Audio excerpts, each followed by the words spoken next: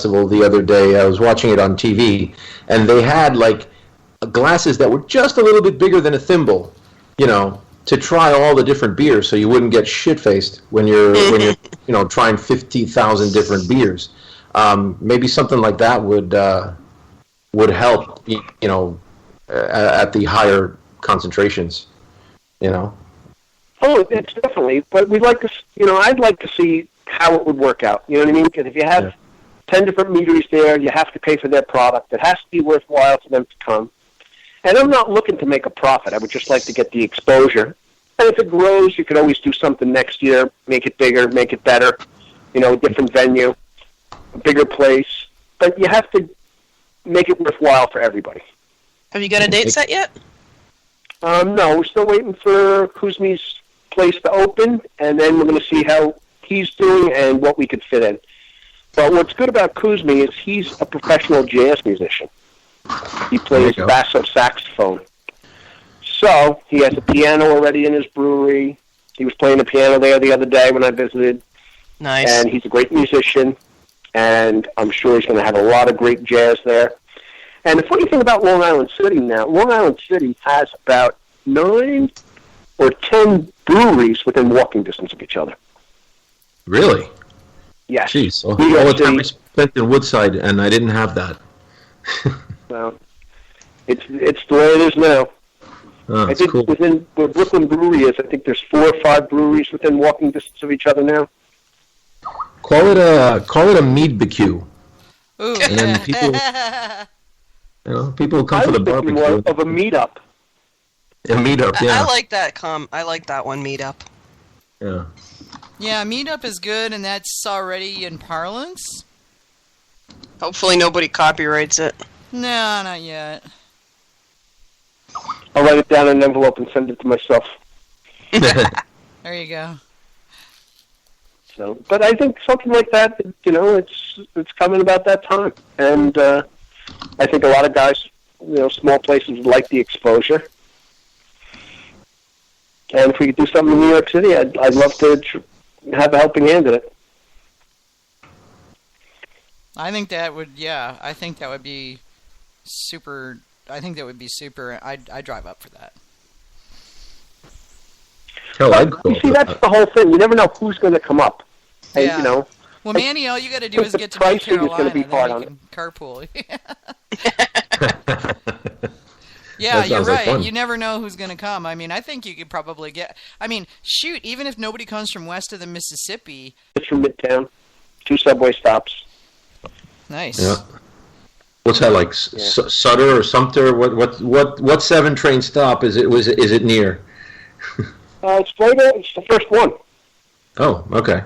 It's the first one into Queens, and then it's like 4 blocks. All right, cool.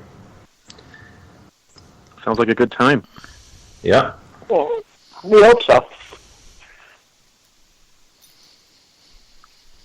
Be there, be square, man. Yeah, totally. Well, all the details have to be hammered out, and once we get all the details out, we'll figure out who's gonna. I'm sure that there'll be people wanting to attend, both commercial to serve and people to partake. I'll have to look at the roads in and out of there and see if that's like at all doable for Lucy the Monster RV. And no. if Absolutely not. Absolutely not. Absolutely Okay, not. well that was easy. No, that's not going to happen. Yeah. Absolutely not. But I can tell you where to park and take the train in. Okay. Yeah.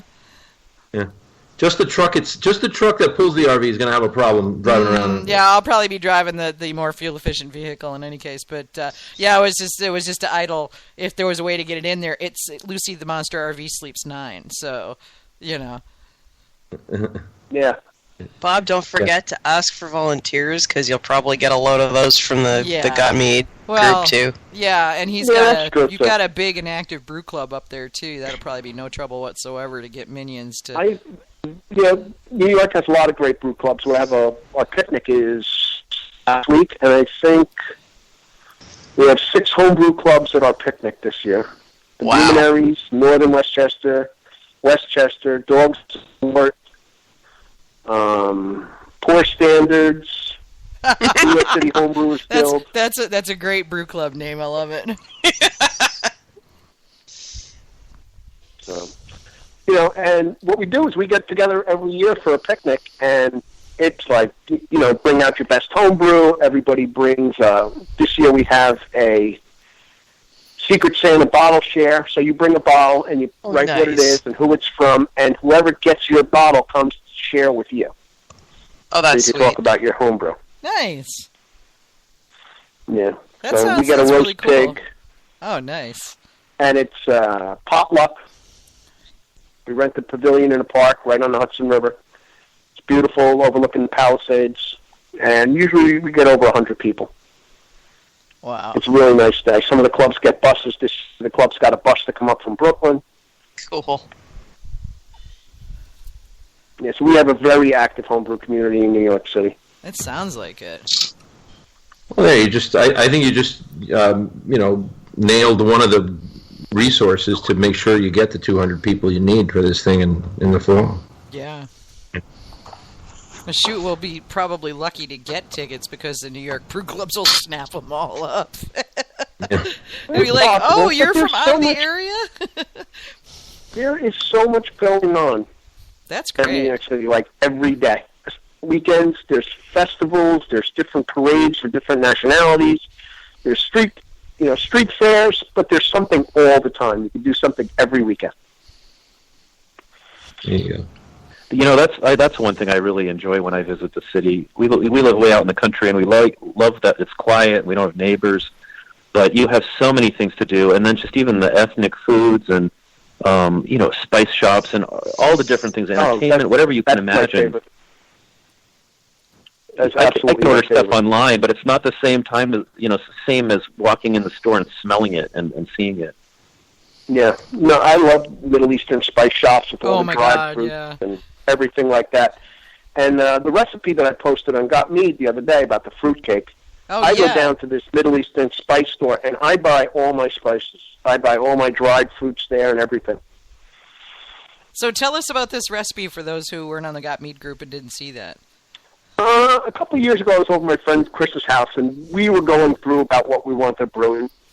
He and I are pretty much brew buddies, and we actually did a show on Ferment About It as brewing, and I taught Chris how to beekeep. Chris basically taught me how to make beer, and I taught him how to make mead, and we sort of worked out great together. So we would brew a 15-gallon batch, 5 for him, 5 for me, and then 5, and dump a gallon of honey into it and make a bracket. So we did this all the time, all different kinds of stuff. So one night his wife had made a fruitcake. We had a couple beers in the basement. We were feeling no pain, smelling this fruitcake.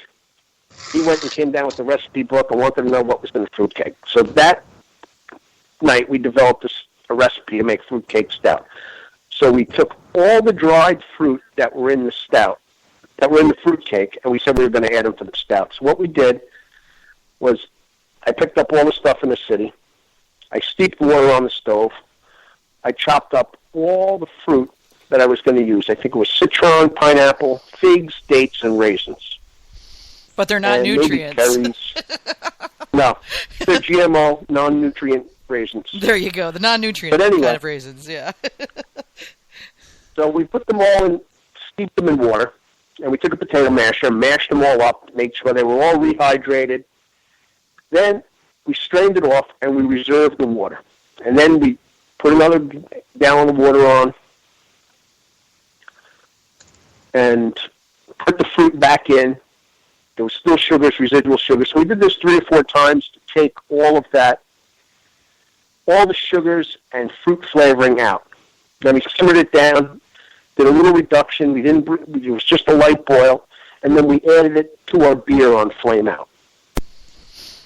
Wow. And I think we added cinnamon, clove, and ginger to the stout, and it really came out great. It was a great one of those ones that you hang on to. It was 13%, so it was a real sipper. And I decided this year I'm going to do a mead the same way. Nice. So I'm going to use probably about the same. I figure that I'm going to get maybe a quarter of my sugars to 20% of my sugars is going to be from the dried fruit, and the rest is going to be the honey. So I'm going to steep my dried fruit the same way. I'm going to reserve the liquid, and then I'm going to add the honey to the liquid once the liquid cools down, because I don't really want to push off the honey. I might do it while it's a little bit warm, 100 degrees. Let it come down, and go from there. And then in secondary, I'll add the spices that I'm looking for.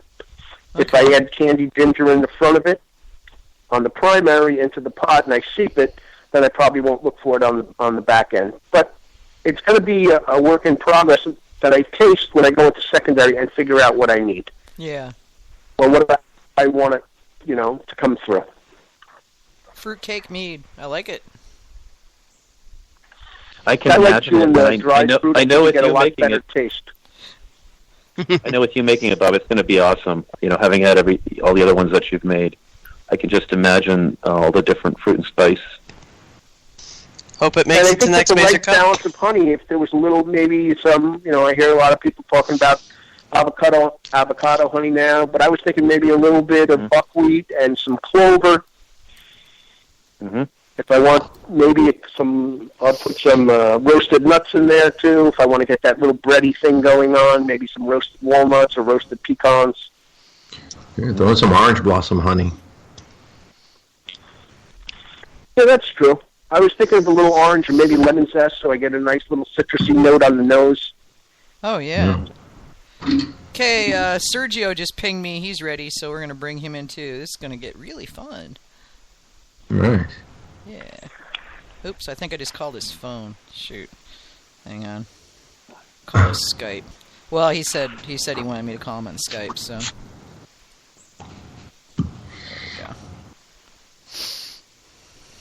That's better. It's got a picture of him checking his mead as his Skype. Oh, I see it now. Yeah. Checking the gravity, it looks like. There he is, yeah. Hey, Sergio. Sergio. Hey, guys. What's going on? Can you hear me? Yeah, we hear you. Call has been forwarded to an automated voice message. Who's that? 9 Hang up 0. on the other one. Yeah, I thought I did hang up on the other one. Sergio, you're not answering your phone. Jeez. Oh, my God. I'm on Skype. I know you are. Yeah, I accidentally called the phone. I've got both your number and your Skype thing, so yeah, I just grabbed the wrong one. So I hung up on your phone, so never mind. Yeah, we were just talking about Bobby's fruitcake mead recipe that he's working on. Oh, yeah. Yeah. It's one of those many ingredients and very light touch with everything. Yeah, I'm looking forward to tasting it. Yeah, me too. Bobby, are you going to do anything to kind of get that cakey note in there to go all full fruitcake, or are you strictly going for the fruit and spices on this? I'll probably try maybe some roast nuts to get that little bit of doughy feel, the doughy taste in there.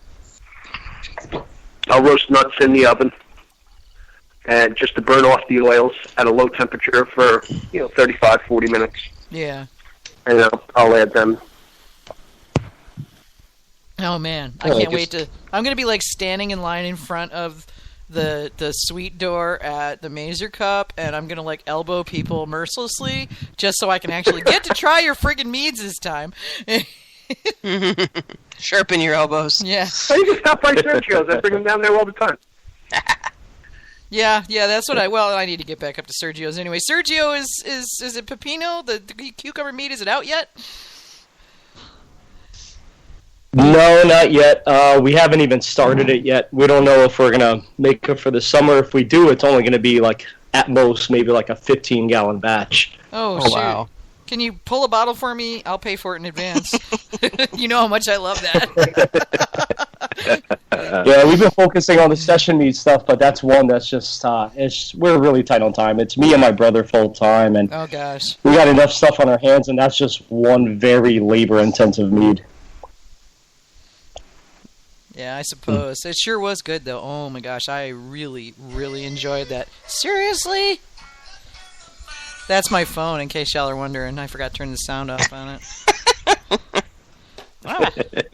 Yeah, so I usually remember to do that, but I was rushing around because we had to drive an hour and a half to get up to my daughter's house because where we're staying is about 90 minutes south of here, so and they don't believe in internet down there, so